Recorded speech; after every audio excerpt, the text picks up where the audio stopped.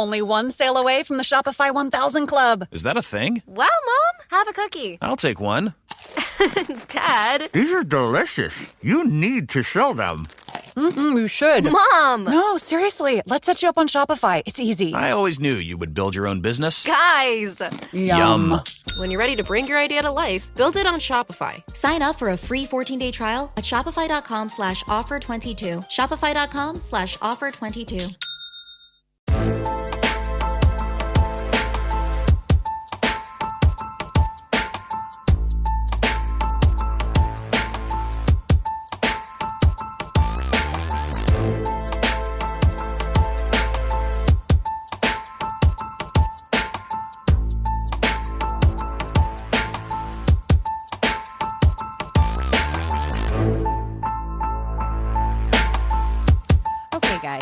So here is what led to the breakdown I had today.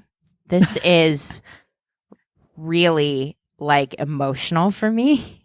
Aww. And I thought that it's something I had to bring up because it was a plot line in Sex and the City, and it legit happened to me today, that there is a long white hair growing on my pussy.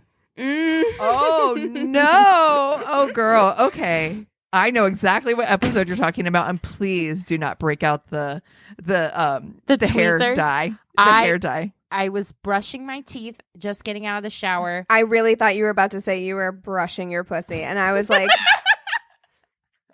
didn't know you did that, but all right, whatever. It makes me think of that that Facebook thing someone showed us that was on TikTok, and it was like, ladies, can we talk about what we're doing with pussy hair nowadays? You know, like, what's the thing? Are we shaving it off? Are we? And I know we've talked about it. In quarantine, the thing is nothing, my guy. The thing is running free. Exactly. Yes, we have Glorious Bush going on right now. And it's the 70s down there right now. I can't. Me and Glorious Bush are just standing in front of the mirror brushing my teeth after my shower. And I just like, it glinted in the sunlight coming through the bathroom window.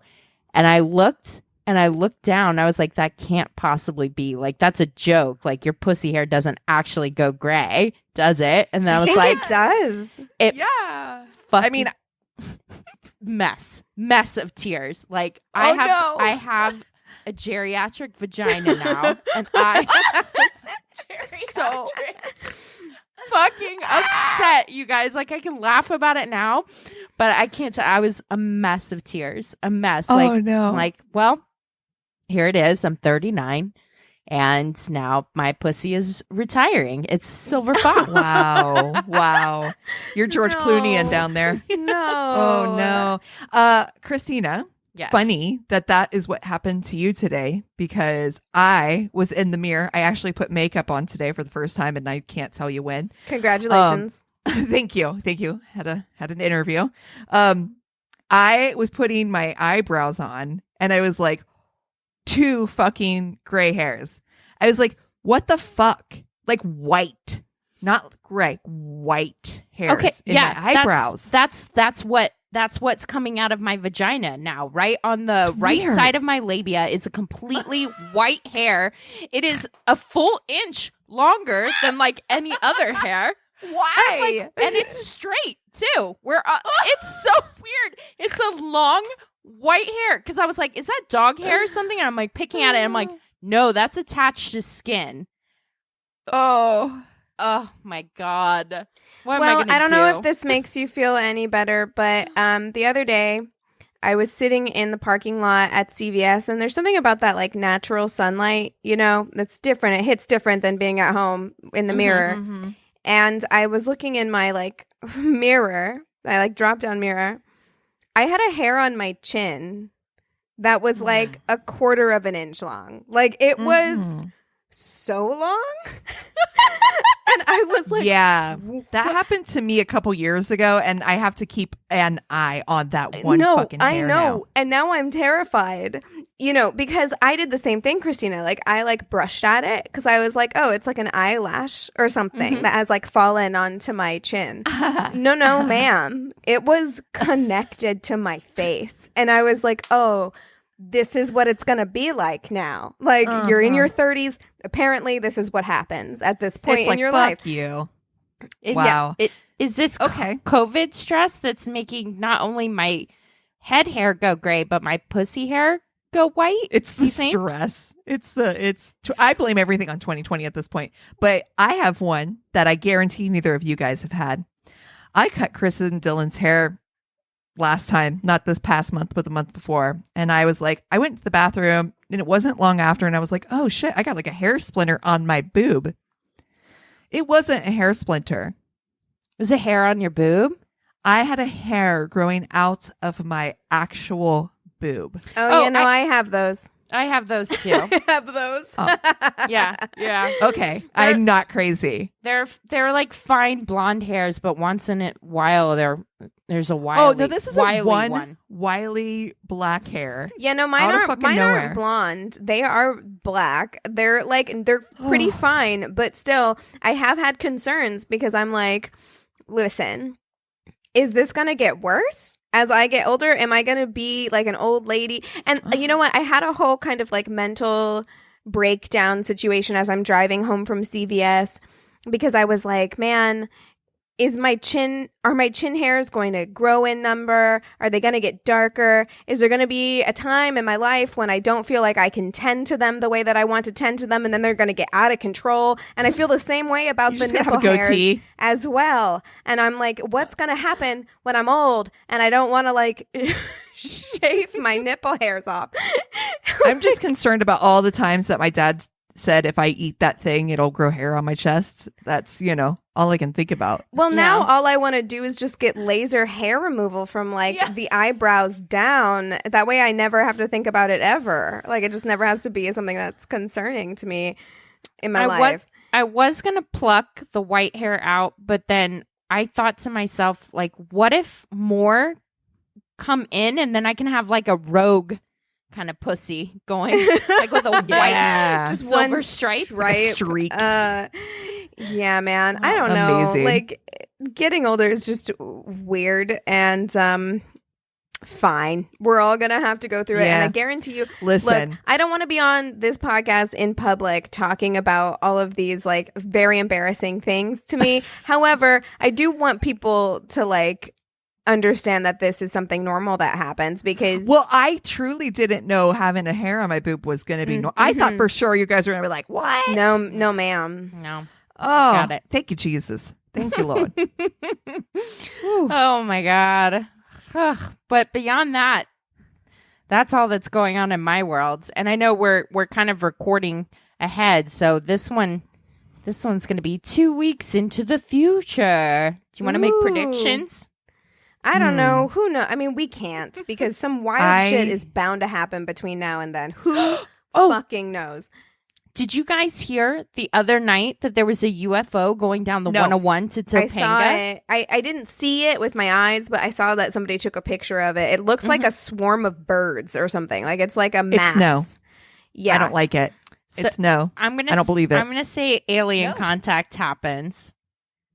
Well, there was that one scientist who came out and was like, and he had like a really good reputation, and he had just retired from some like prestigious institution, and he was like, listen, I'm retiring from this institution. Everybody knows me. They know I don't fuck around, and so I'm here to tell you aliens. Like, he was like, aliens exist, and by the way, Trump knows about them, so it's only a matter of time if that motherfucker knows. We're all about to know because he can't keep a secret. But yeah, that guy was like, he's like, yeah, aliens, we've made contact and they've made contact with us, just so y'all know. Nope. I'm no. I don't like it. I love that. I'm in for it. That beats murder hornets all day. Well, I just love that the aliens are kind of like, nah. Like they've like made contact, but they're like, no. They ghosted. They ghosted us. They're like, yeah, no, thanks anyway. They left us on red. We're trying to like message them back, and they're like, hey, they're like, are you guys there? I feel like you have a lot of shit that you need to work out. So give me a call after you've gone to therapy, Earth. Yeah. No, No, it's not that. I'm ready for this. We're ready for you. We can work this out. Meanwhile, they're Just not blocking in a us on every. relationship place right now. Right. I think we want different things. It's not you. It's me. What do you think the aliens are like? Like, do you think they're like Arrival like aliens? Do you think they're like little green men like aliens? Machines? Like, what are we talking about? What do you think?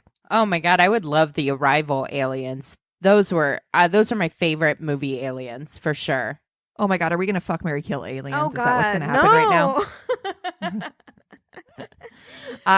In my mind, it will always be like the typical gray alien with like the big eyes, the X-Files, Yeah. Roswell alien, yeah, like the autopsy alien shit. long spindly fingers. Well, okay, that's enough. I'm in a room by myself. I don't like this. We're scaring Cassie. Did you ever see the movie The Fourth Kind with Mila Yeah. Jovovich? That movie scared the shit out of me because it was one of those that they framed as like, this is based on true events. And I was like, oh no. Oh, you should see it. I mean, yeah. At the time I watched it, I was like, this is really based on true events. And it freaked me the fuck out. Oh my goodness. Well, the other thing that we should talk about that happened today, as in 2 weeks in the past, is that we got a really cool Facebook message from a listener named Simone Stemper, I think. Yes, Simone Stemper. I just want it to be Simone. Simone. And it was really cool in that since the beginning, we named one of our segments. We have a true crime segment at the end that we do that we named after the Beyonce song Crazy in Love. And didn't think anything about it. It's mostly about crime or obsession or like all kinds of stuff. It was our way of being cheeky. And she was kind enough to point out that crazy is an ableist term and that she recommends our podcast all the time, but just wishes that, you know, that segment was called something else, which was such a great call to action for us. I think that a lot of people, when they get stuff like that, might be like hurt or whatever, being like, oh, I'm not wrong or whatever, try to defend it. Like, that's not the three of us at all. Like, we were immediately like, yeah, sure, fuck it, let's change it. It was just after. And then my girl, Laura Lee Conyer, suggested Tainted Love as an option for it, which I love it. I love that. I love that too. I feel it's an even better description of that section. So Yeah, excited. I do too. It plays on the same thing as like a song theme, you know? Yeah, I agree. And I think that what Simone did is such a perfect example of calling somebody in on a problem rather than calling them out on a problem, which is something that I talk about a lot because oftentimes when you call someone out, it feels very defensive. You know, people tend to get their hackles raised. I don't think we would have anyway, but people tend to. But what she did was just saying, hey, I love you guys. This is a thing. And we took it as like, here's how we can be better. And we would love to be better. We would love to like learn and grow and change. That's part of it. So we are absolutely thrilled to do that. And so from here on out, we will be changing the name of our segment to Tainted Love. So yeah, thank you so much, Simone. And also we, as a thank you to both Simone for bringing it up to us and to Laura Lee for being the one who suggested the new segment title, we will be sending you some My Worst Date merch in the mail. So look out for that. We're always open for communication, whether it's suggestions, ideas, stories, that sort of thing. We love that you guys write us and reach out. So yeah, please always feel free to do that. We're constantly learning, changing, evolving, and we love to hear from you. So door is open. Love it. And also, this is My Worst Date. I'm Christina. I'm Keegan. I'm Cassie. Who should we fuck, marry, kill this week? I kind of feel like it has to be aliens now. Oh, Well, God. Famous aliens. I mean, what? You've got like Alf and Marvin the Martian and E.T. I'm gonna Oh, Google. I'm gonna Google now, like famous aliens, to see who comes up. Oh, what are the Dan Ack Coneheads? The Coneheads? Oh my god, famous aliens. Okay, John And you got Lithgow that- from Third Rock from Yes. the Sun. Third Rock. That's exactly what I was just about to say. That's so funny. okay. Top 10 aliens from the big screen. Yeah, you got Wait, what? E.T. I can't fuck, marry, kill E.T. No. Like, he's No. an asexual being. Mm-mm. I don't like it. Uh, We cannot do E.T. Yeah, it's like Alien and Predator. Alf. Oh, my God. Nope. Oh, you can throw Predator in there. Why not? Kill. That's an easy kill. Megamind. Oh, Oh, from the Megamind movie. yeah. Or we could just do types of aliens. So we could do little green men, arrival aliens, and Predator. Oh, yeah. And or we could do the wait, is Little Green Men the gray guy? Yeah, the gray, guys? same thing. Gray aliens. Gray green. Gray green. Gray guy. Long fingered, big eyed I love bastards. Okay. Let's do it. I love it. Okay, cool. Okay. All right. So we have the gray green guys, Mm-hmm. which is your standard alien for anybody who's like wondering what we mean by that. So we mean like a teardrop head with big Yes. eyes, like little lips, long limbs situation. Yep. We have the arrival aliens who are kind of just like a floating mass, Yes. right? Yeah. Well, Yeah. they look like octopuses. Oh, Like that's they- right. That's right. They have like tentacle thingies. Mhm. And then, do we want to do Predator or Alien? Oh, Predator. Alien. Oh, okay. Ooh, okay. Either way. All right, let's do Predator. So we got Predator who's Okay. like big, buff, dreadlocks. Yeah. Can be invisible if Okay. he wants to. So sounds like a fuckboy to me. Just Yeah. saying. And he's got that makes that weird sound. Oh, God. Oh, that The sound. that clicking sound. Yeah. Imagine waking up in the dark to that. Like, just like that. Depends on where it's coming from. Oh, Oh, no, I it does hate not depend. It's the worst. I Oh, know. for I fuck's know what sake. I'm gonna do. All I right. bet he's a loud eater. You're going to marry a rival alien. I am gonna fuck Predator. Yeah. That is he's Wild. big buff, throw you around, and like I said, he gets invisible, so he's just gonna disappear. Classic fuck boy. It's a great one night stand. Classic. But you know what? I don't want Predator to accidentally get you pregnant because that baby is going to be really uncomfortable to deliver. I feel like it's a big head on Oh. a Predator baby. You're done down there after that. Yeah. You're closed for business.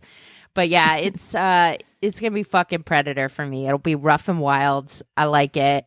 I am gonna marry arrival aliens. There's something very artistic, beautiful, and Intelligent. Yeah, And they're the smartest of the that- three. Yeah. whole thing about them seeing time as like circular. That I loved that movie. I really did. It was good. It was a great movie. So yeah, I'm gonna marry arrival aliens all day, and then I'm gonna kill the little green man. I feel like if aliens do really exist. I feel like that is the stereotype. I think that they would be offended by that. You know what I mean? Like it's that whole. So I'm gonna kill it. I'm gonna kill the stereotype. Okay. Okay. I think that is fair. You know what? I think oh God, this is kind of hard. I was going to say I think I'm going to do the same thing. I mean, I'm definitely going to fuck Predator because of the three, that's the one that has the most sexual energy. Like the other two, I mean, I really feel like Arrival Alien is very asexual. Like there's not a lot of like sexual energy coming from that. Right. You're going to get your jollies with the Arrival Alien through conversation. Like that's where it's coming from. I feel like you touch that wall and you get an orgasm. It's gonna be real right, easy. because your whole body is going to be it's going to have like an experience, an existential experience, right? Yeah. So yeah. I think I'm going to fuck Predator again. bad decision, most likely. Like, not a good person. Like, the predator is an asshole, and you know it. And if he did get you pregnant, he would never call you. Oh, no. So you're dis? raising that predator baby by yourself with your ruined vagina from, So I don't know. But then the next two, I'm like, there's something about like a skinny guy with long arms that I could get on board with. And there is also something about the arrival alien is eventually going to start talking down to me. Like, I know it is. Oh, yeah. I'm an idiot compared to the arrival alien. You make a good point. You Yeah. do. That's valid. Yeah, I think it would be very exciting in the beginning with the arrival alien because it's like, he's so smart and cultured and worldly and like that's exciting. But then, actually, yes. I think you mean. But then I mean universally. But then after like you would recognize that ink splot for the actually ink splot. You'd be like, God damn. face hot. Yes. After like I think about it's going to be great for like the first year and then it's going to slowly start to decline. And then by like 5 years in, arrival alien is cheating on you with the smarter lady arrival alien that you just can't compare to.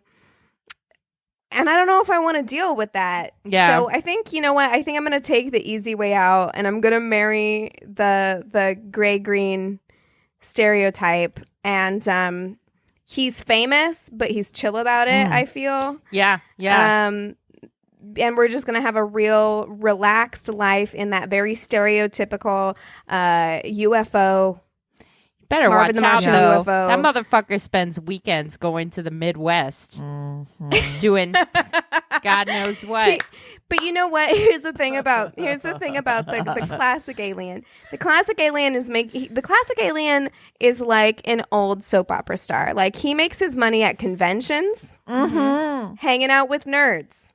And I'm okay with that. I really feel like that's all right. perfect. You're making all your money just signing autographs and taking pictures. And He's got that Days of Our Lives fame. and we're going to own like a McMansion somewhere and it'll be fine. I'm just saying, as In long as you Nashville. can ignore the inconsistencies in his story about where he's been and about people coming up being like, I spent a week. I was with your man. Yep, exactly. That's so funny. You're very right. He can't ever get his story straight. That's for sure. But you know what? You'll be at home with your 2 kids and your 3-eyed dog and it'll be fine. So What about you, Cass? Oh, I'm going to mix it all the way up. I don't trust Predator as far as I could You throw him, shouldn't. which is not far at all. And I am killing Predator. Yeah. I don't like him. He scares me. I don't like it. It scares me. yeah, Predator is going to be the one who might like bust your windows open Yeah. for sure. I'm going to fuck the Graylien. I'm afraid to marry him because I don't think his eyes close, and that would freak me the shit out if I woke up and his eyelids, he don't have eyelids. and He's you just know his eyes open all are the time. super big too, so they Dude, take up scary. like 90% of his face. But I'm gonna fuck him because all that long limb shit. You know what I'm saying? Yep. He's going to reach You know what I'm all saying. the way up. Dude, that is my lung. Careful. I am going to marry the arrival alien. All right. And hear me out. 1, super smart, play along, super intelligent. Love that. Love being able to learn from my partner. And tentacle porn is a thing. Am I wrong? No. You're not I wrong. mean, yeah. I mean, it's a whole genre. If I'm, I mean, I don't know if that's something that turns me on. You're about to But, find out. You're going to learn today. I guess gonna we're learn. about to find. Gotta learn. Oh, dude. I'm with you, though, Cass. I kind of feel like they have evolved a really special, crazy way to have sex that we can't even imagine. And I'm like, here for Oh it. man, yeah. Here for getting my scared. mind simulated, you know? You're like, shh, don't talk to me. Just shh, shut your mouth. Shut your mouth. They would have to figure out the whole, like, they live in water. So you basically be keeping your husband in a fish tank. Yeah, he ain't gonna cheat on you. Where's he gonna go? Yeah. I was gonna say you could also just walk away from any argument as well. He's like, "Where are you going?" Throwing up ink blots all over the place. You're like, "Deuces." Bye. Bye. Well, that's probably one of our weirder like fuck, marry, 100%. kills. But Yeah. here Look, man, for we're it. in a weird place. Oh my gosh. Well, you guys want to take 5 and we'll come back with stories? Yes, ma'am. Cool. Cox Panoramic Wi-Fi includes advanced security to help protect all your connected devices. You'll get real-time alerts. Oh, like this one, so you don't have to worry about malware. Or when your kid downloads a song from a shady link. And now all your computer can play is... Red color, where are you? all blocked, thanks to advanced security, included with Cox Panoramic Wi-Fi. Advanced security must be enabled in the Panoramic Wi-Fi app. Restrictions apply. If you don't know your numbers, you don't know your business, especially in today's economy. But over 31,000 businesses do know their numbers because they use NetSuite by Oracle. NetSuite gives you visibility and control of your financials, planning, budgeting, and inventory, so you can manage risk and improve margins. Everything you need, all in one place. See why NetSuite is the #1 cloud financial system. Right now, NetSuite is offering a one-of-a-kind flexible financing program. Head to netsuite.com/offer. netsuite.com/offer. And we're back. All right, I'm going to kick us off with stories since I have the Tainted in Love story, or Tainted Love. God, that's going to take some time to get used to. It's going to take some time. Yeah. This week. All right, here we go. Bad dates don't just happen when you're young. She was 48, me 52. We had been seeing each other about a month. She lived in the suburbs and me in town. Since I had a more flexible schedule, I usually went out her way. One day, I asked her if there was anything she would especially like to do for a date. To my surprise, she told me she would like to go to one of the more notorious strip clubs in town. Oh, hey. Okay. All right. Yeah, come in hot. Surprised but intrigued, I agreed. The next Saturday, she met me at my house and we went to the club. I had $101 bills with me, and she proceeded. Holy shit. That's what you do when you go to a strip club. And you know what? I feel like the bank tellers know. Like when you go and you're like, can I trade in this hundo for singles? As somebody that worked as a server, like all through my 20s, having ones was never a problem. Yeah. Same as a hairdresser, honestly. Tipped in ones.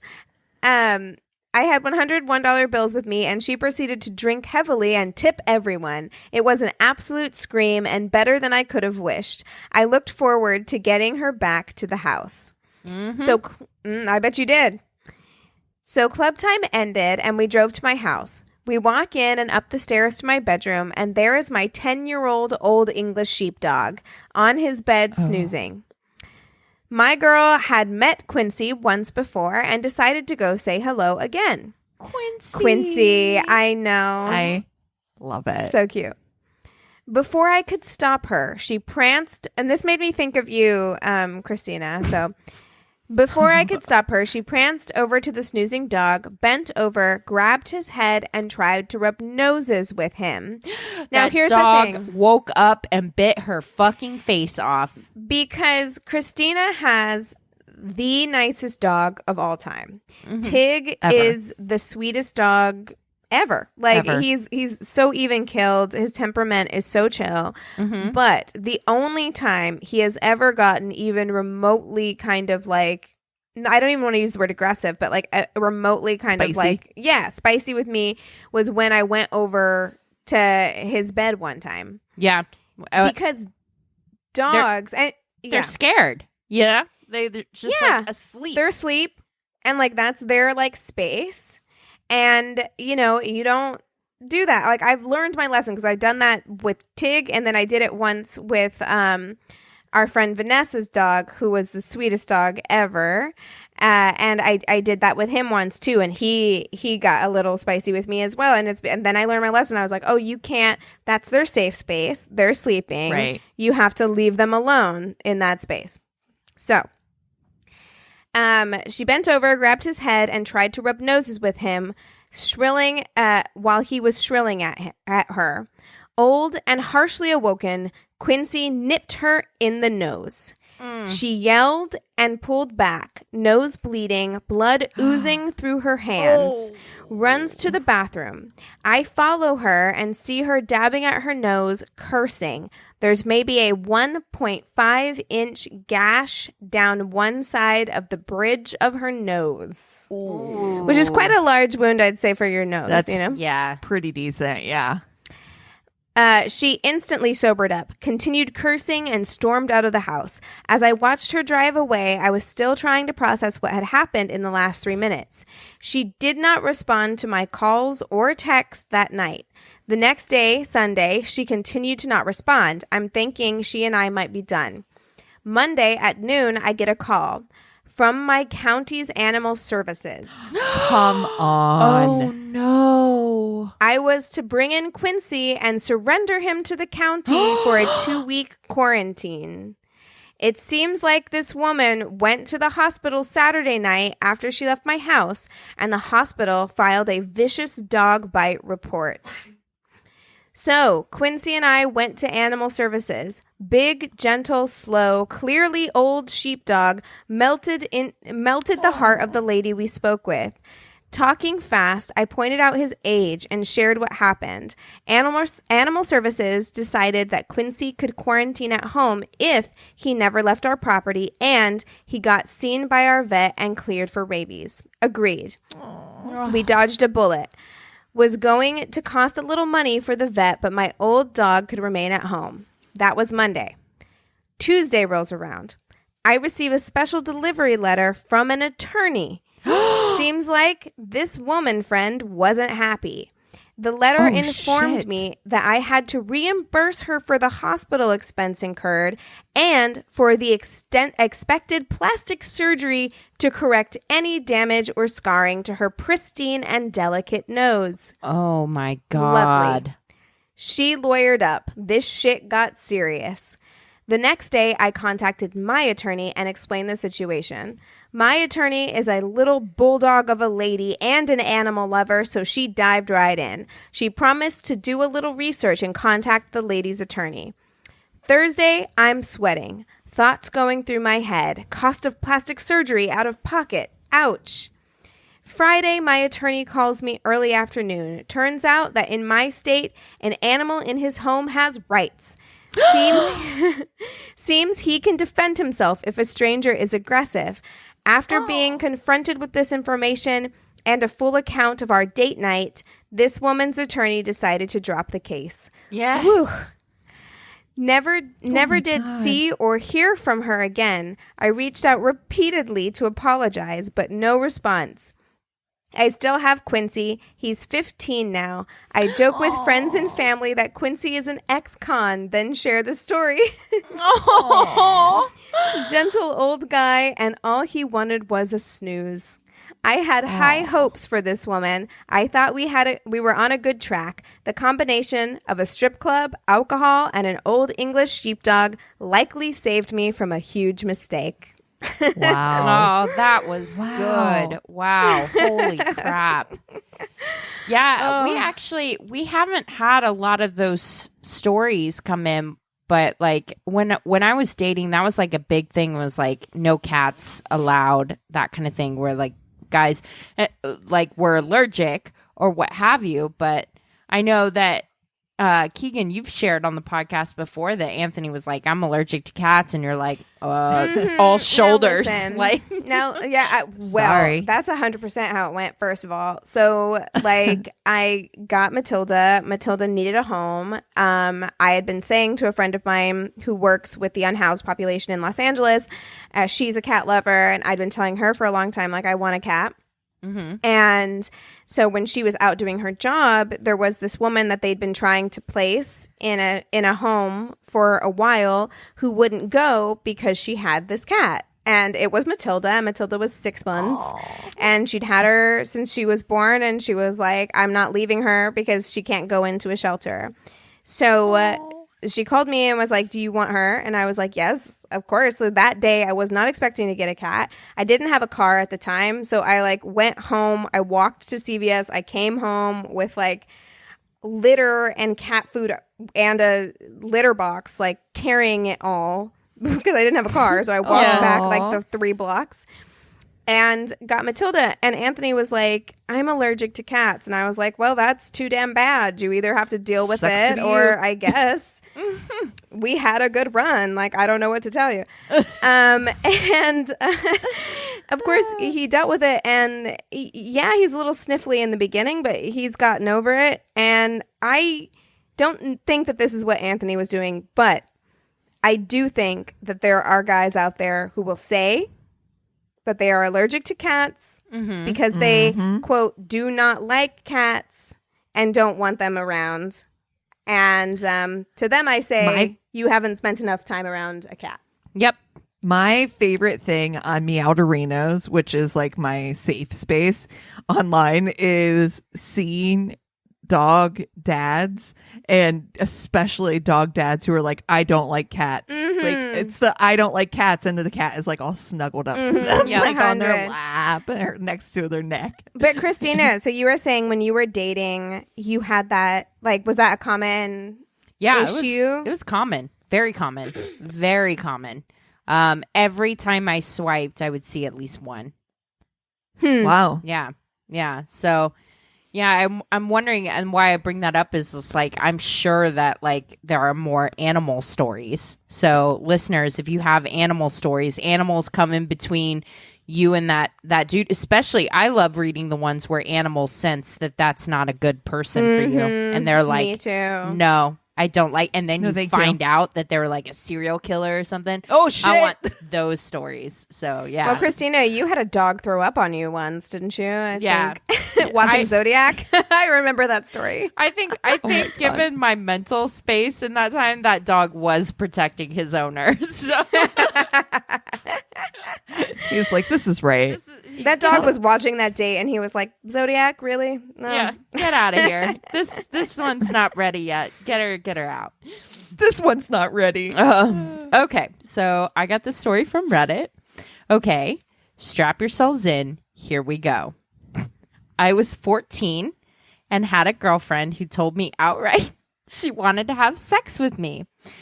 I'm sorry. Can we pause so I can just say, wow, what a 14-year-old. Me at 14, no way. No, never. No, I had lost my virginity at 14. So yeah, there's wild 14-year-old. And then I didn't again until I was, later, but I was curious about it. Would you have been that bold to be like, I want to fuck? Like, yeah, right away? I was. Yeah. Wow.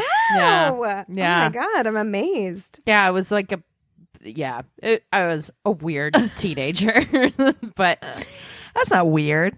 You were just advanced. Yeah. Well, which makes sense. I was just curious about it.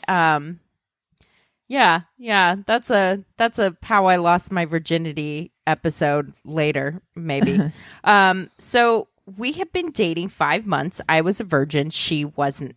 Naturally, I consulted with my eldest cousin, who was very excited for me and shared lots of tips on how to do a good job.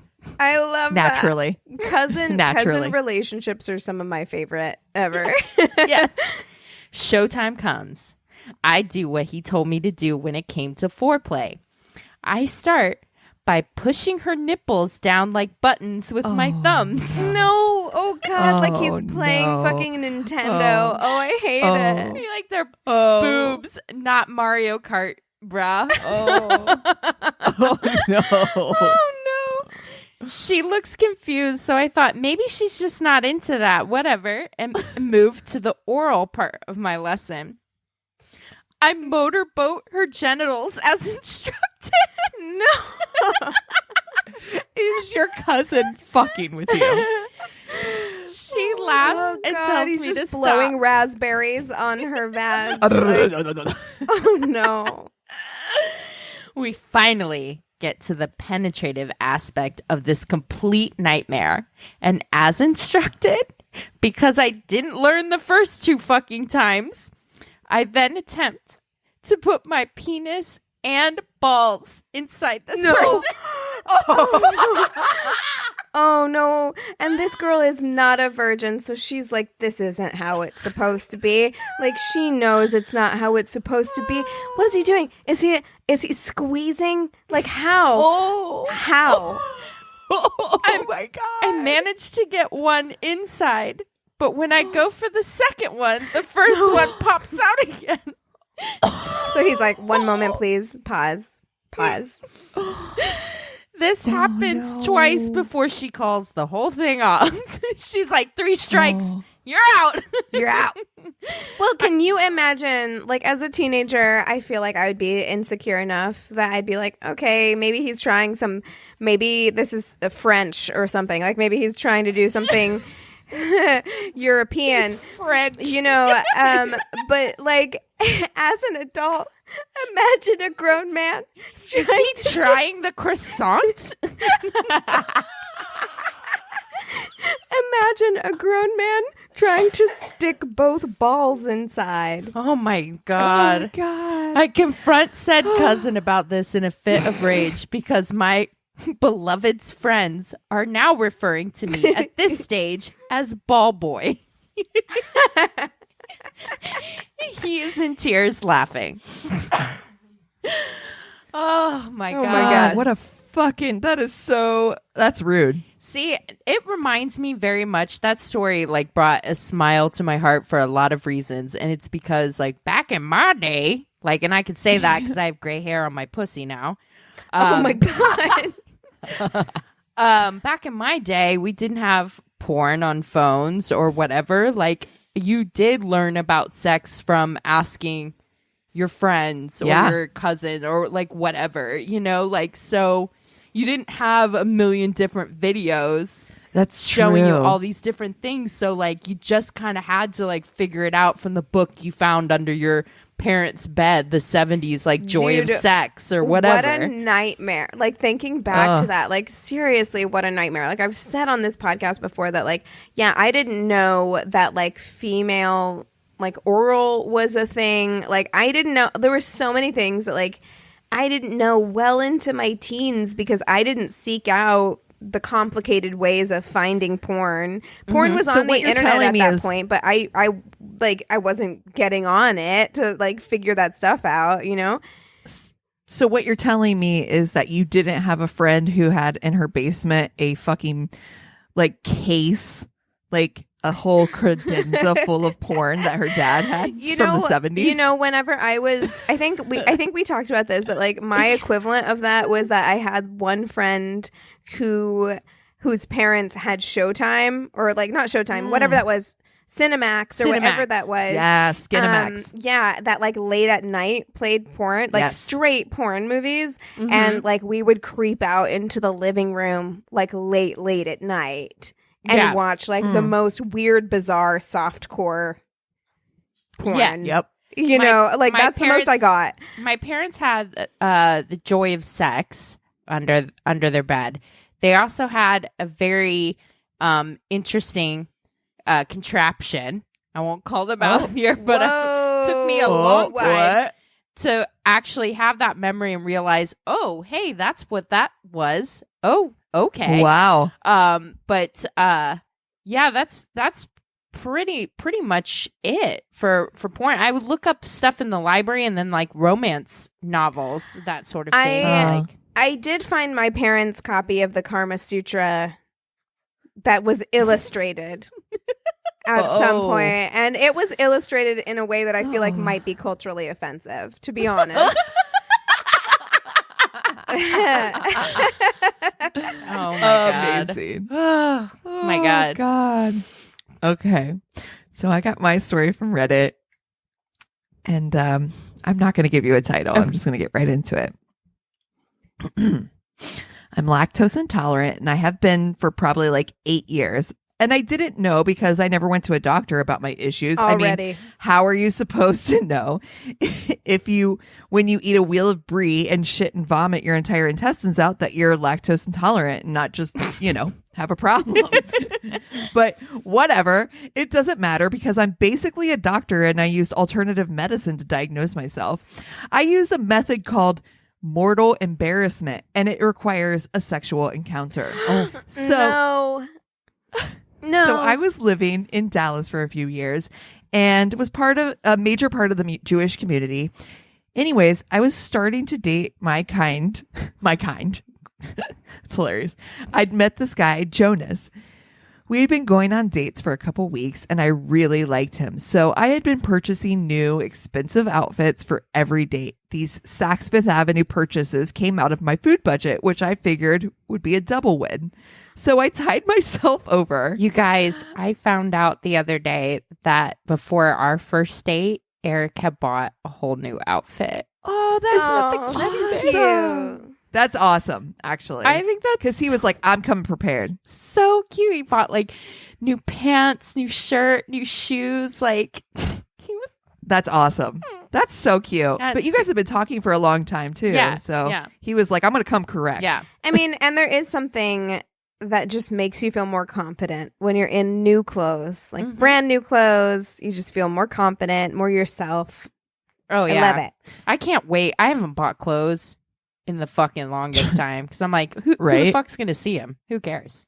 I mean, sweatpants. That's I bought some showing sweatpants. off for the cashier at Whole Foods. Like, no. So to tide myself over, I would go to Walmart and buy a box of clearance granola protein bars and eat them for every meal until the box was out, and then I'd buy another one. Jonas was supposed to take me out to dinner on Thursday, so I bought an outfit, and that morning I purchased a box of Fiber One protein bars and had eaten 2 to 3. I wasn't feeling very good. I don't think that's what you're supposed to have. You are not, like, disclaimer for people. Okay, listen. You cannot do this to yourself. If it comes down between a cute outfit and food, please pick food. Mm-hmm. Or just like, you know what I mean? Like, vary it up. You can't live for like days and days on end on fucking granola bars. Like, a lean cuisine is like $2.50. Okay, like go get yourself like a chicken parmesan lean cuisine, or like for $2.50. An apple or something, something else. He took me to get pizza. We had a burrata pizza, red wine, minimal conversation. It was fucking delicious. After dinner, I was nervous and excited to go back to his place to fool around, so I ignored the grumbling, bloated feeling I had. We walked into his apartment, went inside, and were greeted by Smoke, Jonas's husky. Smoke was sweet, and I wanted to get brownie points with Jonas, so I bent down to pet him and say hi. No. As I was about to get up to engage with Jonas, I met eyes with him. Oh my God. His eyes said everything. No. They said, I'm going to fuck you. Yes. What I didn't know was that his eyes also said, I'm going to throw you over my shoulder and bring you into my room. I think this is where the nonverbal cues break down.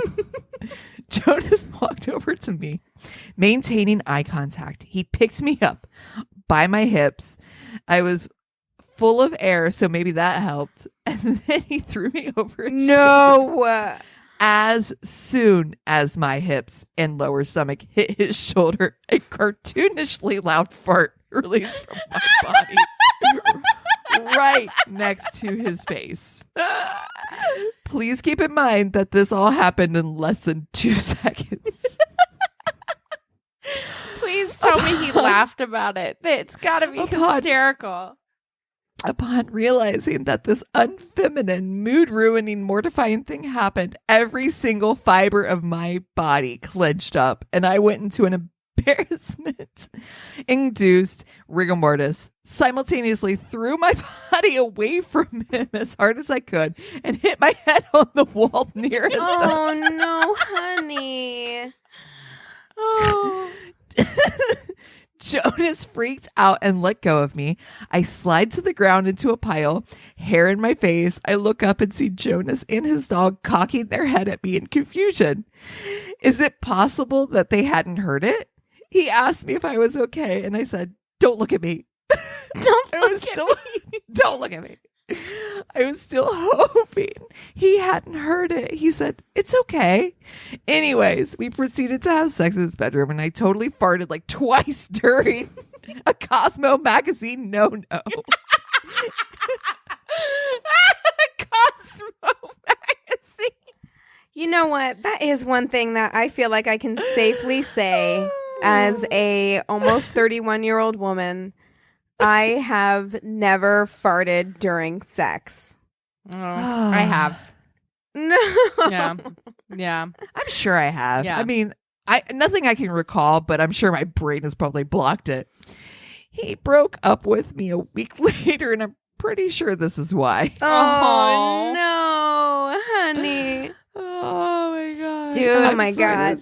Everybody, So funny. Farts happen. You are a human being. The best thing that you can do about anything embarrassing, I've learned, is just be all shoulders and laugh it off. Because, yeah. Right. Well, I think that's something, too, that, like, as you get a little bit older, you come to realize.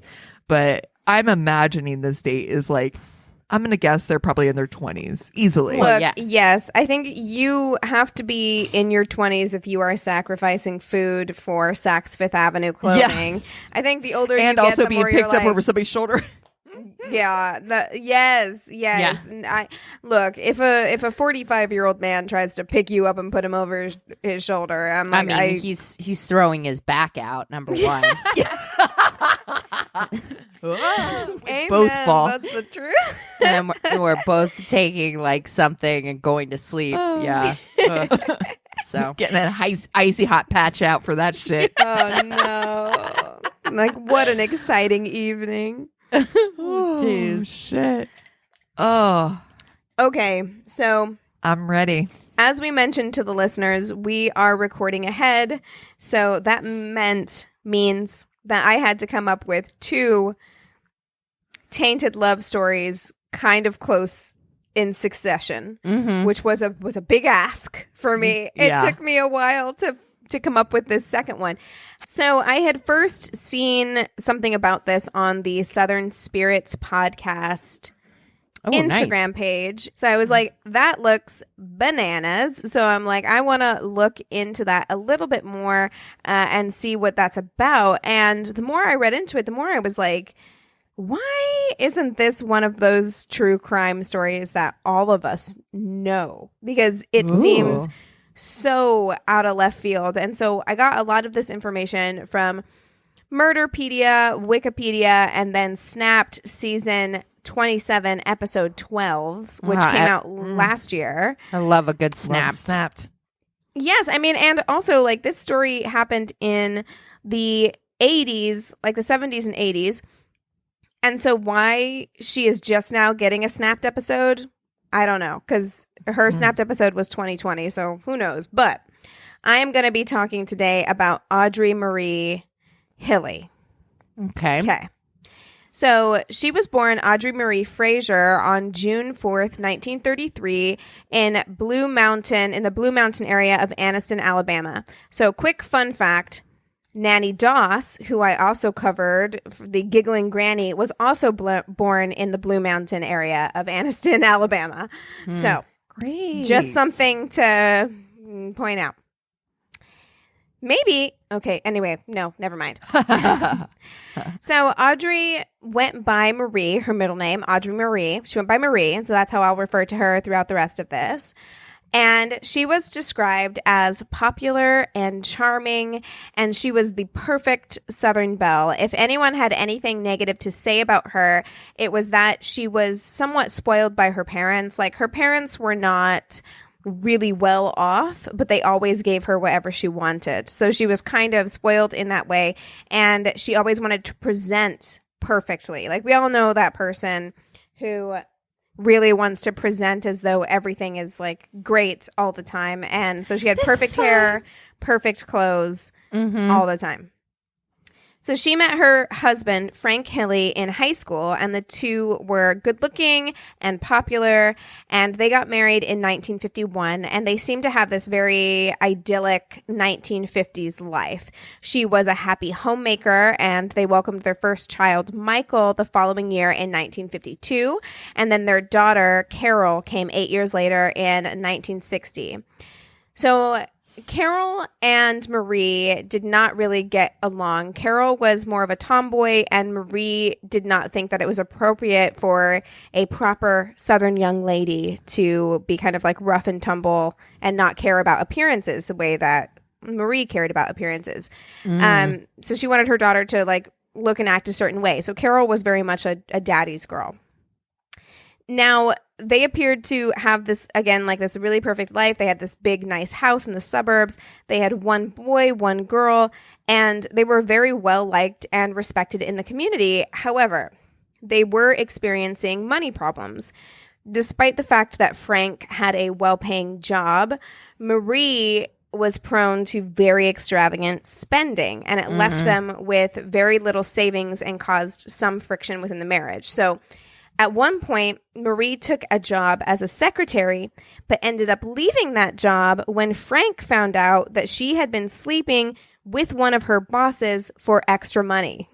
Ooh. Oh. Okay. Oh. Well, It's pretty intense. Bringing home the bacon. Yeah, one thing I read said that he had actually walked in on them one time. ooh. And that's shit. when he was like, all right, I'm going to stand by you as my wife, but this gotta stop. So she stopped working as a secretary. Around 1975, Frank started to feel ill, and so he started to complain to his friends and family that he was having stomach pain.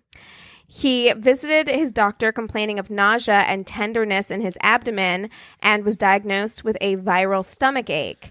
When the condition persisted, he was admitted to the hospital, where tests indicated a malfunction of the liver, and doctors diagnosed him with infectious hepatitis. He died early the next morning on May 25th after he was admitted into the hospital. This sounds like poison. Sounds like Nanny Doss, don't it? It doesn't make you feel like she was like, this is another local lady. Maybe I'll just Reincarnate myself in this. An autopsy performed with Marie's permission, so she gave them permission, revealed swelling in the kidneys and lungs, bilateral pneumonia, and inflammation in the stomach. So because all of these symptoms resembled hepatitis, they went ahead and put that down as Frank's cause of death. And there were no other tests that were conducted at that point. Frank had a life insurance policy on him taken out by Marie. Of course. That's lucky. And it was for the amount of $31,140. Now, $31,000, according to the Snapped episode, was quite a lot of money in that time. In that area of Alabama, you could buy a house. Like, you could buy like a decent sized house for $31K at that time in that area. Marie ran through the money pretty quickly, and 3 years on, it was gone. So on the night of Carol's prom, so Carol and her mom Marie, they didn't get along very well, but on the night of her prom, she's like, this is the one night, like, let's get gussied up and go out. So she's getting ready with her mom. Her mom is like doing her hair and makeup to go out, but she ends up becoming violently ill, and she's like, I can't go out. So she ends up losing feeling in her extremities, and she's unable to walk. So she's rushed to the hospital, and the doctors claim that they can't find anything wrong with her. They ended up telling her that her symptoms were psychosomatic and that she had to undergo psychiatric testing at Birmingham's Caraway Methodist Hospital. So they were like, we don't see anything physically wrong with you. It's all in your head. You need to go to this. You're a woman. You're being hysterical. You're being hysterical. Exactly. Frank's sister, however, who was Carol's Aunt Frida, she felt like something was fishy.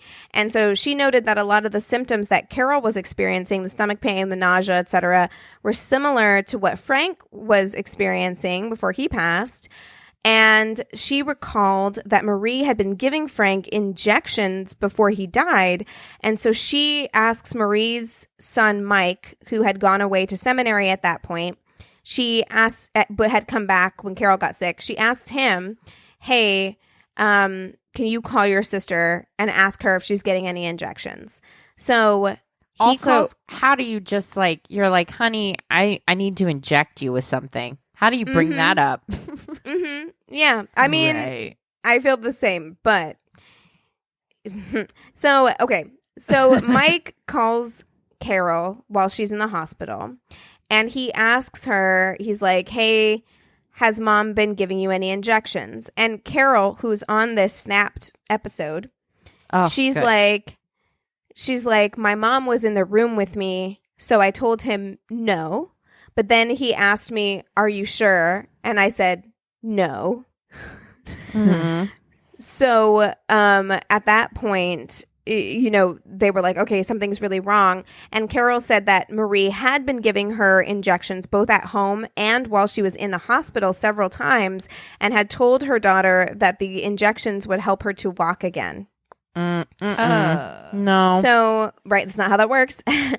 So Mike informed authorities, and to his surprise, they tell him that they've actually been monitoring Marie for some time because she had been writing bad checks all over town, because she'd burned through all that money from the life insurance policy and was still trying to maintain this super lavish lifestyle. So she's been writing bad checks, and it's to the point now where it's so bad that they have authorities actually monitoring her activity. So they arrest her at that point and hold her on the bad check charge. So Carol is then transferred to the University of Alabama hospital, where the doctor who is called in to examine her notices that she has strange line markings on her nails and immediately recognizes it as a sign of arsenic poisoning.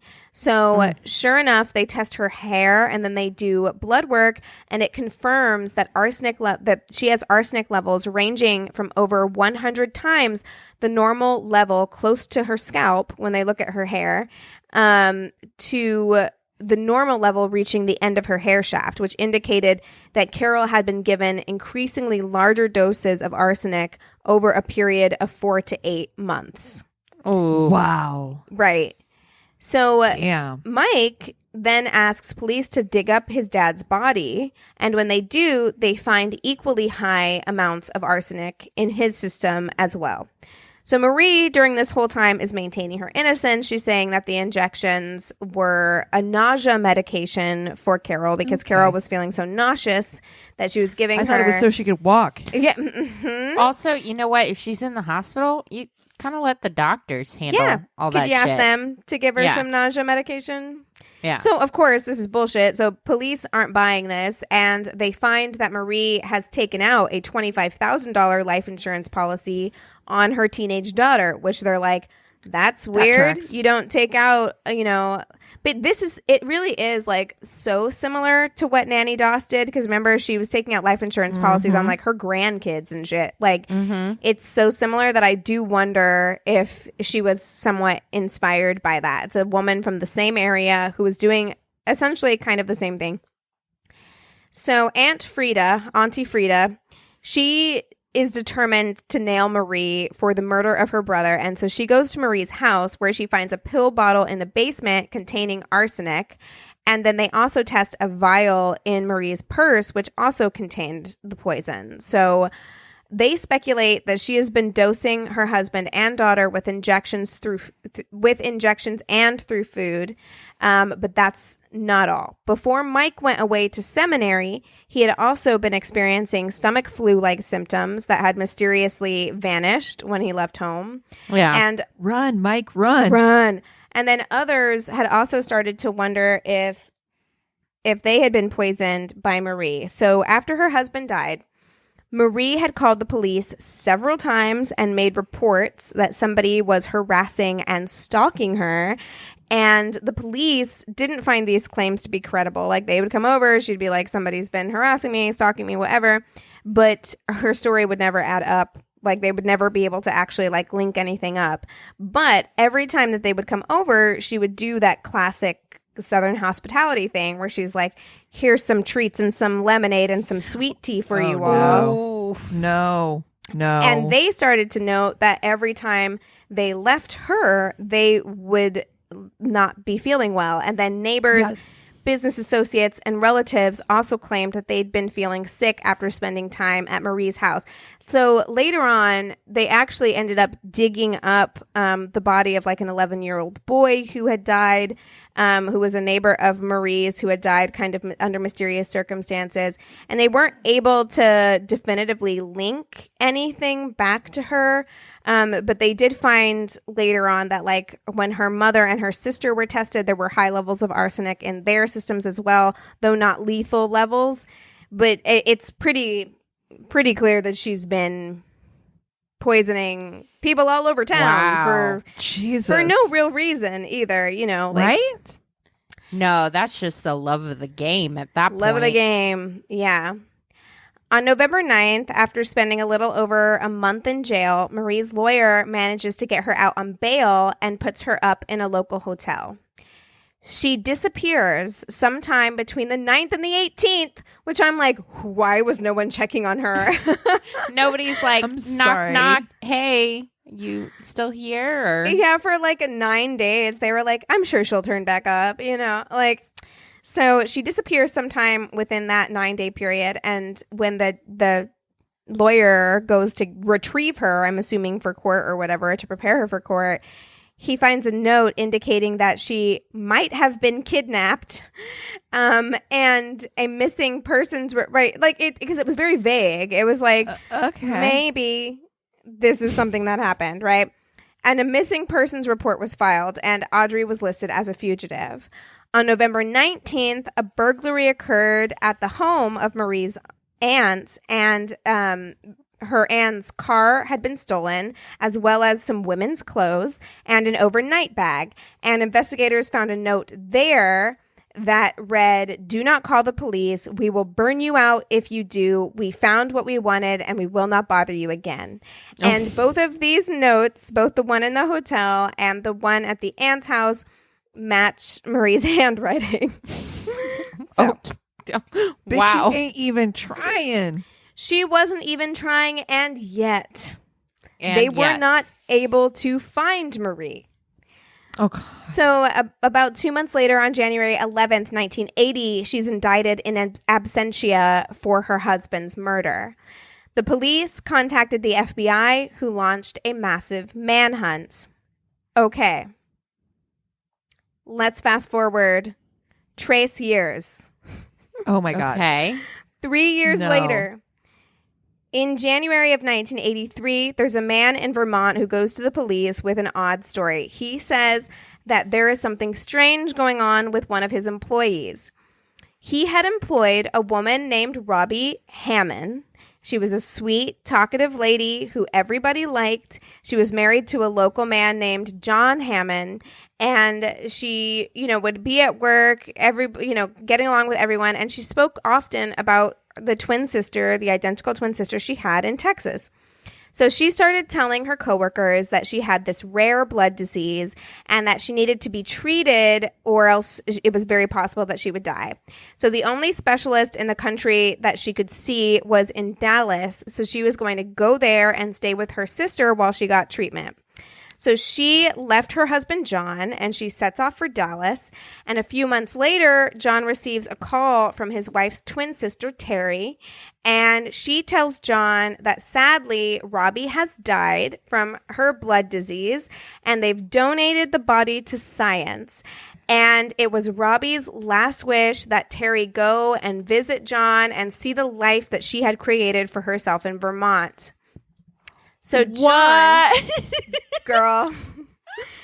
So this John, is somebody that watched way too many soaps in the 60s and 70s and is just like, I'm going to As the World Turns this motherfucker.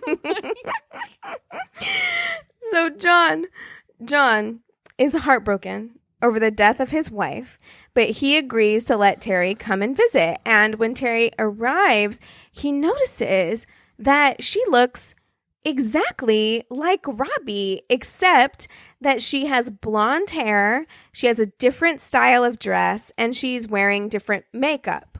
Still, they're identical twins. They're twins. That's what happens. They're identical twins. So, whatever.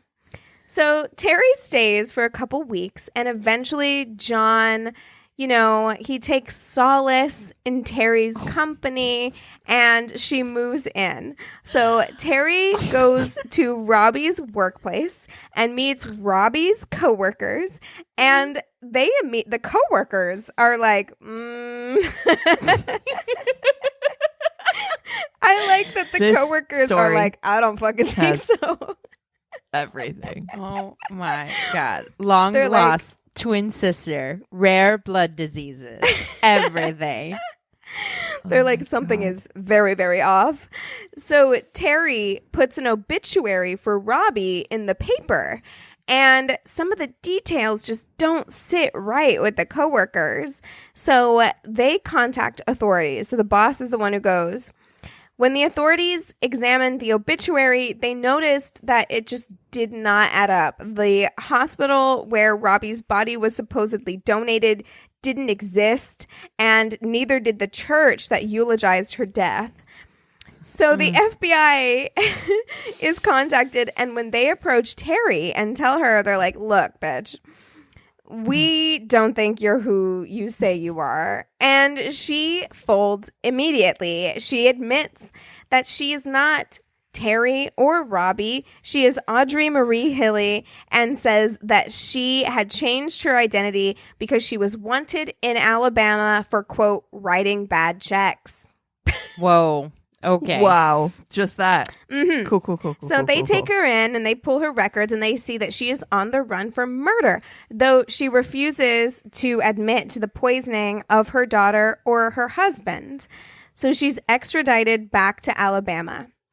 John Homan says that he didn't know anything, and the police in the Snap, and seriously, let me tell you, the police in the Snapped episode really seem to believe him. Like, they really seem to feel really bad for John. They're like, John was heartbroken. John Sweet was baby angel. thrown for a loop.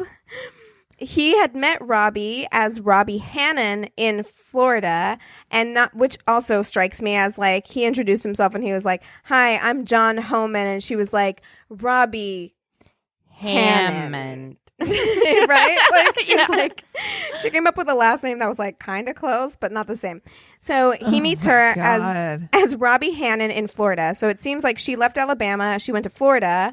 She met John, and they fell in love quite quickly. And then she tells him, like, I've always wanted to live in New Hampshire. So this woman must be the most charming woman in the world, because he was like, let's move to New Hampshire. So the two of them moved to New Hampshire. Jesus. And then they get married in 1981. And it's that next year in 1982 when Robbie is like, I have a rare blood disease and I need to go to Texas.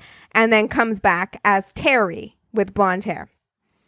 Wait, where's Vermont come into this? I mean, they must have moved to Vermont after New Hampshire, I'm guessing. How close are those together? I have no idea. They're literally neighbors, but I just wasn't sure. Yeah, that must be what happened, because she worked in Vermont at least. So I don't know. Excuse me. Yeah, it's real close. I mean, when I went to Vermont, I flew into New Hampshire and drove in. Yeah, so maybe they lived in New Hampshire and she drove across to work in Vermont. I'm not sure. Or they moved to Vermont, but something like that.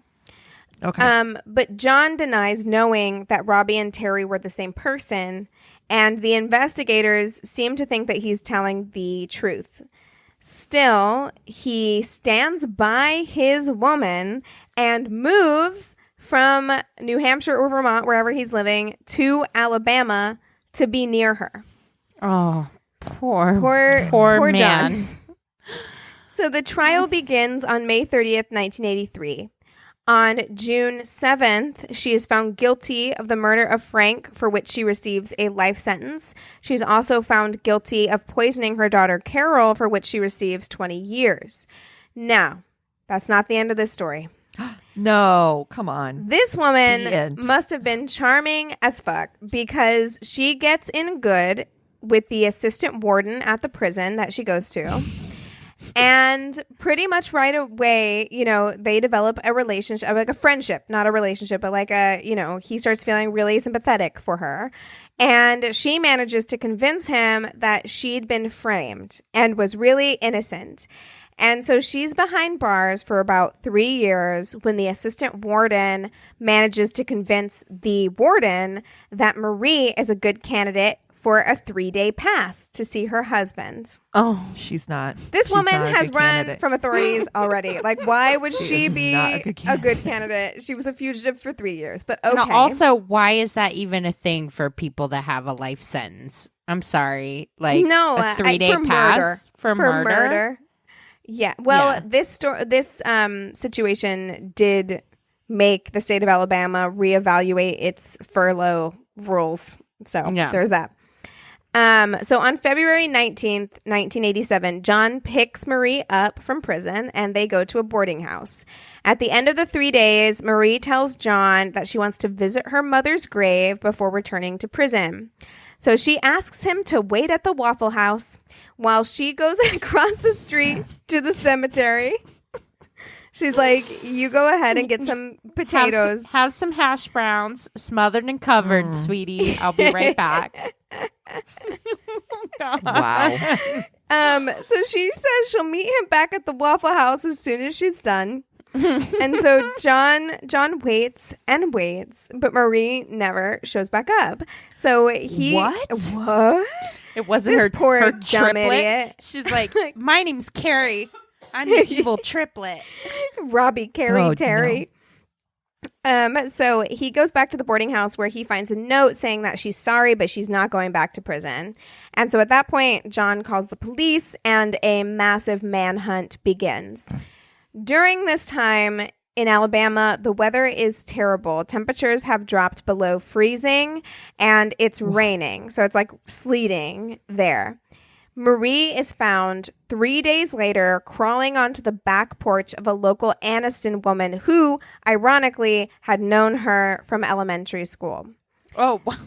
But having seen her out of her back window, she's like, I don't recognize that lady. And so she thought it was a transient woman who needed medical care because she looked like she was in really bad shape.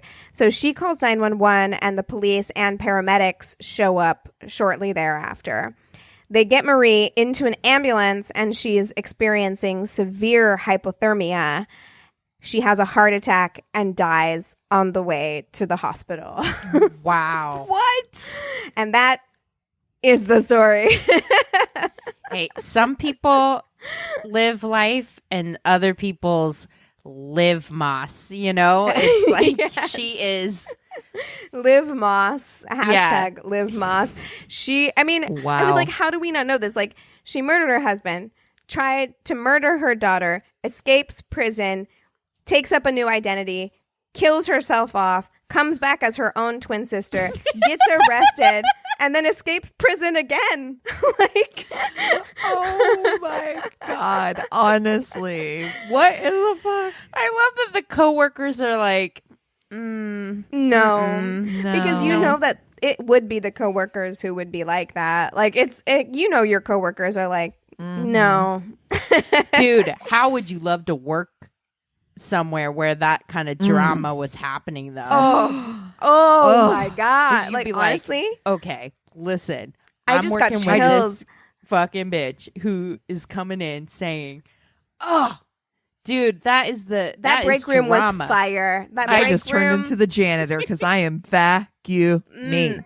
I can't even imagine. Like, I want to be. Here's what I want in this situation. I want to be the coworker who was like gone on vacation for 2 days, and then you get back, and then everybody's like, "Girl, did you hear about Robbie?" And then you're like, "What? Tell me everything." And they're like, "Did you see that blonde bitch in the hall? That is Robbie pretending to be somebody named Terry. We've already contacted the FBI." I'd be like, "Oh my God." And you'd be like, ah! "Oh my god, oh my god." Also, don't drink the coffee. She made it because you'll get a stomachache. Right. Oh my gosh. Lord almighty. Wow. Wowie, wow. That was fantastic. Ugh. Well, what are you guys watching this week? I'm not watching anything new. I have nothing to contribute. I really haven't watched anything new. I've been watching Last Tango in Halifax and Real Housewives, and that's it. Really. I'm still on that Blacklist train.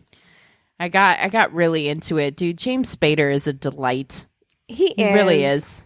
So Chris is on the deep track of that show, Blacklist, as well.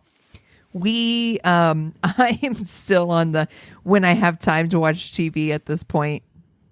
It's all ER all the time. Still, there's a lot of seasons. Well, I was gonna this say, might be a boring up segment for now on. Yeah, ER's been on for like a million years. So Yeah, it was like 15 seasons or some nonsense. Yeah. So Yeah. but it's so fucking good. I recommend. that's kind of what I'm looking for these days, though, is like when you're trapped inside, Yeah. I'm like, ooh, 8 seasons. Yes, please. Yes, yes, exactly. The funny thing is that like, okay, because I've shared this with you before, but I think the thing that I'm really appreciated on this watch, because I'm an adult now, is how well it's fucking filmed. Like, it's just so in your face. It's just super good. Nice. But here we are. you know what? I guess 15 I'll seasons. share, since we have been pre-recording so much, and so there hasn't been a lot of time to watch new things. I will share what I want to watch, and I really want to watch that Lupin show. Have you guys seen the ads too. for that? Yes. Oh, yes. I want to see that really bad, but it's in French, and you know I love a subtitle. You know I do, but I have to have I have to be able to like actually watch it. Like, I can't be like doing other things because you're reading subtitles. So I haven't been in a position to like sit down and really watch something and read the subtitles, but that looks great, and I really do want to watch Chris that. and I watched the first episode. Did you And like? We started it in dubbed. Okay. Like, it's a dub over. And I was like, I can't. I can't do fucking can't. dubs. I Yeah. don't I like can't that do the either. dubs. Yeah. It was terrible. I was like, let me just listen to it in French and read it if I need to. Like, it just was but it's good. The first episode was really good, and I don't know why we didn't continue. I think it's just because one of those, it's not bingeable, right? So it's not like, It's not. yeah, I think it was like Okay. a drop, a release, I think. I think. Oh, okay. Yeah. All right. That's interesting. That might have helped me actually with Peaky Blinders, because I ended up binging that and I got through 3 seasons of it. And I think they're on the 5th season. And I just was like, I just can't. I did the watch same it thing. anymore. I watched the first 3 and then I fell off. And it's not like it's not good. It's just there is I think a formula to a quote bingeable show, right? Like there is like, I think that there is a certain thing that goes into that, and some shows have that bingeability and some shows don't, and it doesn't mean they're not good shows. It's just like, That's right. they're not formulated for you to be like watching one session, Correct. Yeah. I was just like, what? They're going to get into wacky hijinks. They're going to get out of them. Okay. Like Somebody I can't- inconsequential might die.